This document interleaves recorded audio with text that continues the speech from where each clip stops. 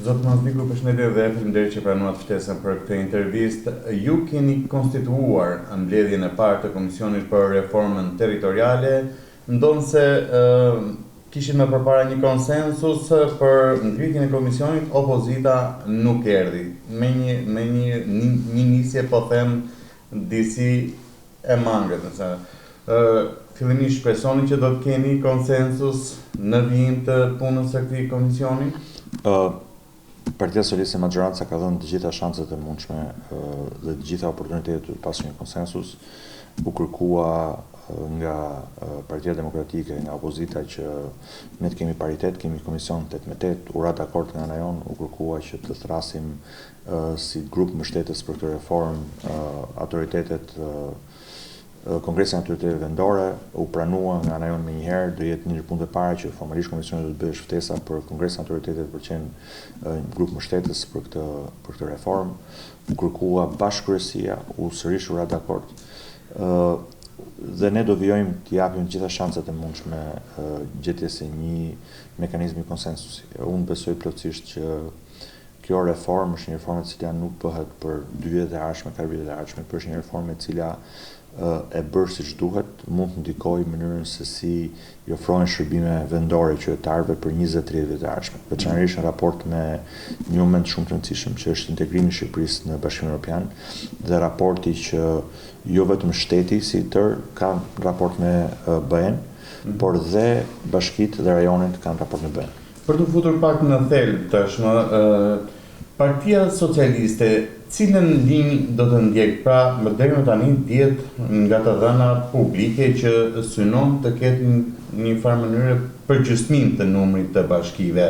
Drejt çfarë orientimi do të shkojë? Sepse, puna e komisionit do të jetë e gjatë, mbase do pranoni diskutime, propozime, por Partia Socialiste cilën linjë ndjek? Unë besoj që nuk është e matur në këtë moment ku sa fillimit punës të flasin për numra. Pasi kjo është më thjesht për të kuptuar dhe kuptoj pse vjen kjo pyetje në mënyrë të vazhdueshme, por nuk është ky thelbi. E vërteta analizë që ne duhet bëjmë është të vlerësojmë kompetencat që bashkitë kanë për pastrimin, për ujin, për strimin social, për ofrimin e shërbimeve sociale, për çerdhe dhe kopshtet, shkollat, bujqësinë. Të vlerësojmë këto kompetenca dhe të shohim nëse bashkitë i kanë aftësitë për të zbatuar këto kompetenca. Qofshin këto financiare, sepse ujin e kanë heq, energjinë jo nuk e kanë, edhe mbetjet kryeministri ka prezantuar në mos gaboj në gjatë fushatës që do të kishte një qendërzim të kryejë një agjenci edhe për këtë. Të dyja janë tema shumë të rëndësishme për të diskutuar me detaje, po asnjëra nuk është plotësisht e vërtetë. Pra as uji nuk është hequr, as mbetjet nuk janë hequr. Diskutimi që kryeministri ka bërë në mënyrë sistematike është që për 2 pjesë të procesit të menaxhimit të ujit dhe mbetjeve, qeveria të luajë një rol më të madh. Pra logjika është që në prodhimin e ujit, se uji fillimisht prodhohet, më pas transmetohet dhe shpërndahet, në rolin e prodhimit të ujit ketë një rol më të madh qeverisë. E njëjta histori, mbetjet mblidhen nga shtëpiat, nga lagjet, transportohen dhe sa shkojnë në pikat e menaxhimit, sërish në çështjen e menaxhimit të mbetjeve duhet një rol më i madh qeverisë, pasi bashkitë nuk ja dalin dot.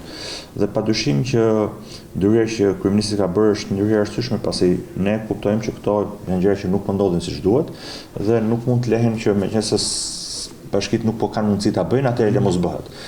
Kjo është eksaktësisht në roli i qeverisë që të ndërhyj për të bërë ato çështje të cilat nuk po zbatohen ndoshta siç duhet nga bashkitë. Por kjo ka nevojë për një vlerësim dhe një analizë të qëndrueshme në të gjithë territorin.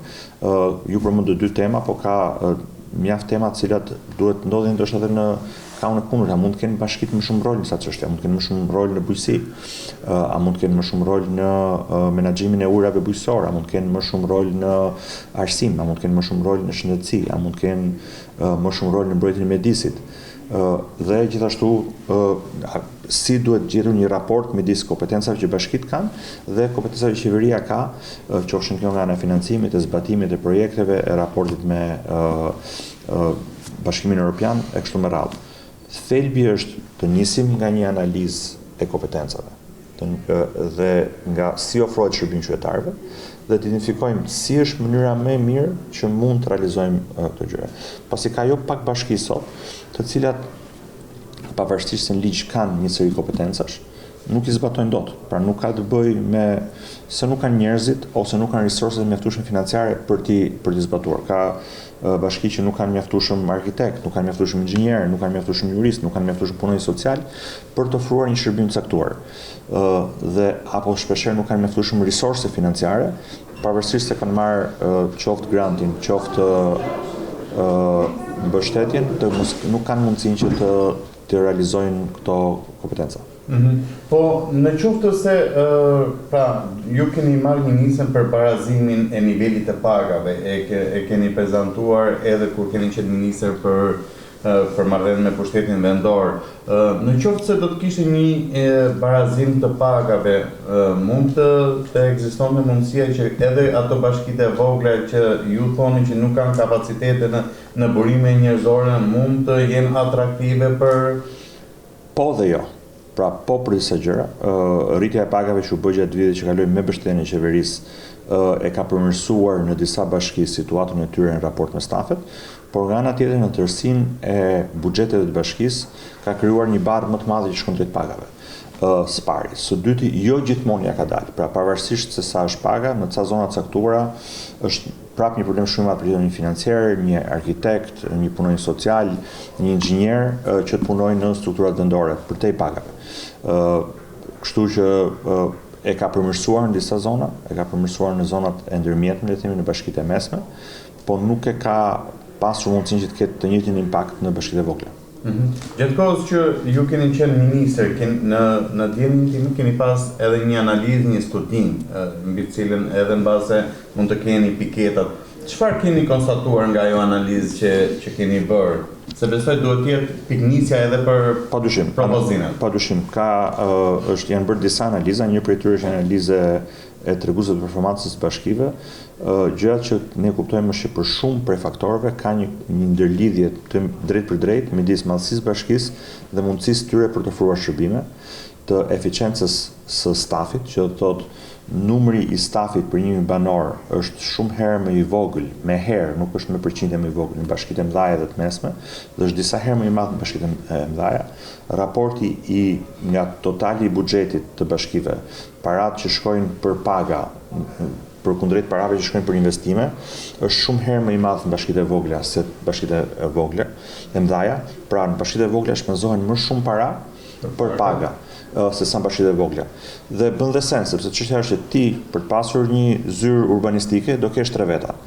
Po në një bashki me 2.000, 3.000, 4.000 banor, jo detyrimisht ka punë për të 3 ato, po ama nga ana strukturore ti do të jenë patjetër të 3 se do bëjnë kontrollin e punës dhe procesin e punës me nuk mund të ketë vetëm një zyrë urbanistik me një person. Ndërkohë që një bashki të madhe ku ka volum të madh pune, pavarësisht ata kanë më shumë në një zyrë urbanistike, për marrë si shembull, ata kanë punë të ngarkuar gjithë ditën dhe i shërbejnë numri më të madh njerëzish. Dhe në fund raporti i stafit për banor është më i madh në bashkitë e vogla se në bashkitë e mëdha. Gjithashtu performanca në mbledhjen e të ardhurave është e lidhur drejt për drejt me madhësinë e bashkisë. Mbledhin më shumë të ardhurat bashkitë e mëdha se sa ato që janë të vogla. Cilësia e shërbimit që mund të ofrojnë është e lidhur sërish me madhësinë e bashkisë. Pra kemi një seri elementesh që na tregojnë që ka një korelacion midis madhësisë bashkisë dhe mundësisë tyre për të qenë eficient dhe për të ofruar shërbime. Nga ana tjetër, padyshim që duhet bërë një diskutim që është në krahun tjetër të këtij diskutimi, që është afërsia midis qytetarit dhe vendit ku merret vendimi për interesat e qytetarit. Kështu që se bashkitë e mëdha kanë avantazhin e eficiencës, krijojnë ekonomi e shkallës, kanë mundësi të ofrojnë shërbime në mënyrë më efektive, por ka një distancë pak më të madhe midis qytetarit dhe vendimarrjes. Ndaj gjetja një ekuilibri midis të dy pjesëve të argumentit, besoj se është një diskutim që duhet bërë me zgjidhje palëve, me opozitën në parlament së pari, po më pas me gjithë bashkitë në gjithë territorin, me shoqërinë civile, me universitetet, me partnerët ndërkombëtar, që janë praktikat më të mira të Bashkimit Evropian, dhe të gjejmë një zgjidhje e cila i shkon përshtat sfidave që vendi ka. Është përfolur për një lloj formule zoti Mazniku që për ekzistencën e bashkisë së qarkut, pra një bashkie kryesore dhe më pas që kjo bashkia kryesore e qarkut mund të ketë edhe drejtoritë kryesore të tjera dhe bashkitë të tjera që janë më të vogla mund të kenë vetëm shërbimet, po themi elementare që ka nevojë për ato shërbime të përditshme të qytetarit po marrë në mënyrën tonë një certifikat, një diçka të atillë. A është kjo një zgjidhje që Partia Socialiste mendon? Padyshim që një modeli që duhet parë është modeli i pasis më shumë se sa një niveli qeverisje vendore. Modeli jonë i sotshëm është me një nivel, pra kemi bashkitë që janë një nivel horizontal pushtetit vendor. Një pjesë jo e vogël e vendit bashkimor evropian kanë një sistem me dy nivele, ku kanë një nivel bazik që është më pranë qytetarëve dhe kanë një nivel i cili është më i përmbledhur, niveli i dytë, i cili përmbledh një seri funksionesh që janë pak më të specializuara. Padyshim që ky duhet të jetë një ndër modelet që duhet të diskutohet.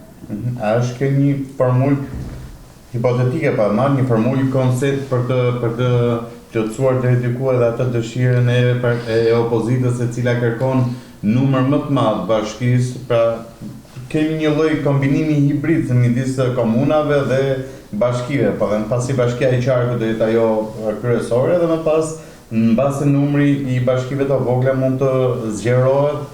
Unë mendoj që sërish nuk dua që të flas që në fillim të punës për opsione specifike, pasi nuk dua që të ketë një ndikim mbi mënyrën si do të ecë puna.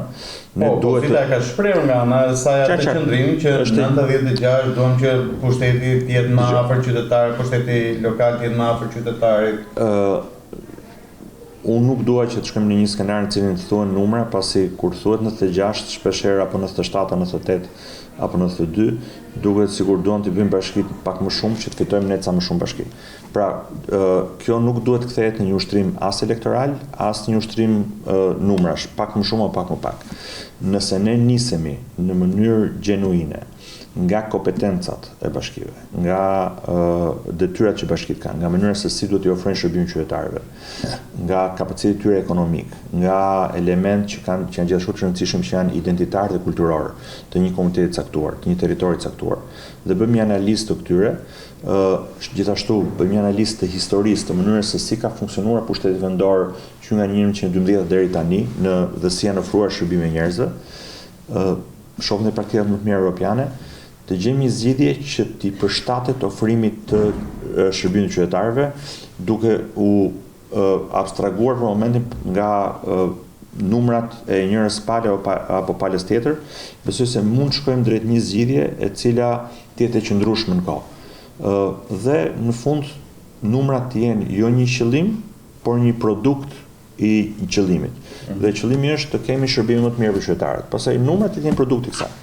Zoti Mazniku, nga ana e opozitës është pretenduar që një e para reforma e 2014-s dështoi, sipas tyre është e dështuar, dhe e dyta pretendojnë se kjo është përdorur më shumë si një ndarje hartash për sa i përket çështjes së reformës tjetër, të asaj të reformës zgjedhore, pra është përdorur elektoralisht nga mazhoranca e sotme edhe e 2014-s, në fakt.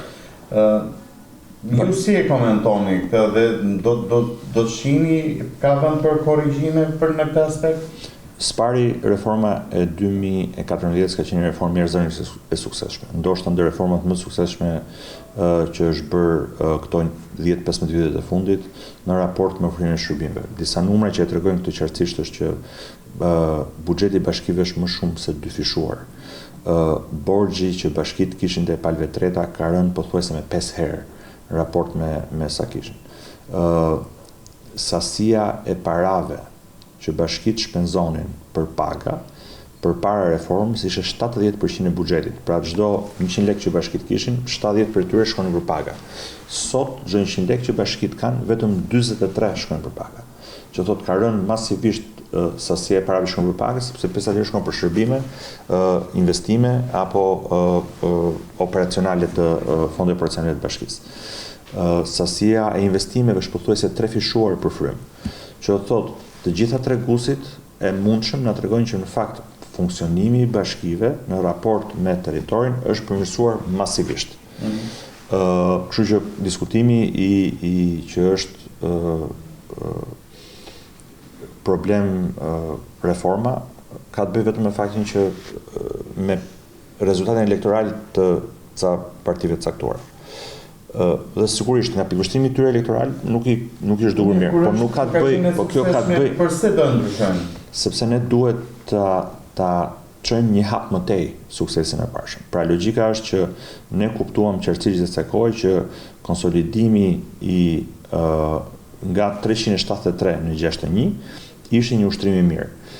U krijuan një seri strukturash që u bën shumë herë më të afta, menaxhojnë shumë herë më mirë projekte qendrore apo ndërkombëtare, kanë një komunikim më sistematik me qytetarin, ofrojnë shërbime territor, shpërndajnë të mirat në një territor më të madh, shpërndajnë investimet publike në një territor më të madh. Dhe ne duhet të kuptojmë çfarë ka funksionuar dhe si mund ta përhapim që ka funksionuar. Por nëse ka pas gjëra që s'kan funksionuar, element se kjo është reformë shumë komplekse, të riparojmë ato gjëra që s'kan funksionuar. Por në total, padyshim që reforma ka qenë një sukses i jashtëzakonshëm.